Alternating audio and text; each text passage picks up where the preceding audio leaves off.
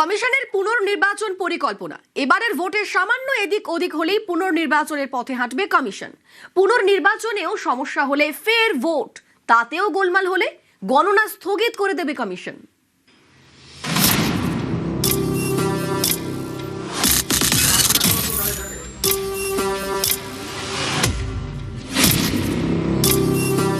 পশ্চিমবঙ্গে এবার ভোট হবে অবাধ, শান্তিপূর্ণ এবং ভয়হীন।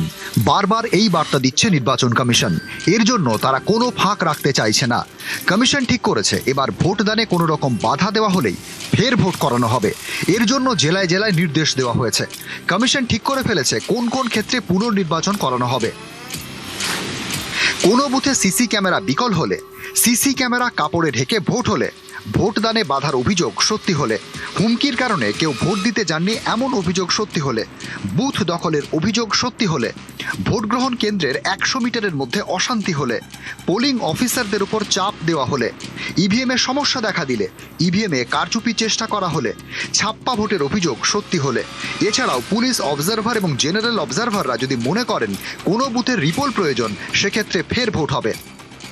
2 লক্ষ ক্যামেরা পোলিং স্টেশনে ইনস্টলড হবে, 660টা টিভি স্ক্রিন বিভিন্ন জায়গায় বিভিন্ন কন্ট্রোল রুমে এস্টাবলিশড হবে পুরো রাজ্যে, 2352 জন মাইক্রো অবজারভার সারা রাজ্যে ডিপ্লয়েড হবে শুধু মনিটর করার জন্য কন্ট্রোল রুমে। ইলেকশন কমিশন যেটা সিদ্ধান্ত নিয়েছেন যে আমরা এই অবজারভেশনটা সেন্ট্রালি 3টে লেয়ারে হবে, রিটার্নিং অফিসারের এন্ডে, ডিস্ট্রিক্ট ইলেকশন অফিসারের এন্ডে এবং সিইওর এন্ডে। প্রথম ও দ্বিতীয় দফার মাঝে 5 দিনের ব্যবধান, দ্বিতীয় দফা ও গণনার মাঝে 4 দিনের ব্যবধান। এই মাঝের দিনগুলিতেই হবে পুনর্নির্বাচনেও গোলমাল হলে কি হবে সেই পরিকল্পনাও করে রেখেছে কমিশন। পুনর্নির্বাচন সুষ্ঠুভাবে না হলে ফের ভোট করানো হবে। সেই ভোটেও সমস্যা হলে ওই সংশ্লিষ্ট বুথের গণনা স্থগিত করে দেবে কমিশন। সেখানে ফের নতুনভাবে ভোট করানো হবে। প্রয়োজনে পুরো বিধানসভা কেন্দ্রেই পুনর্নির্বাচন হবে। নিউজ 18 বাংলা।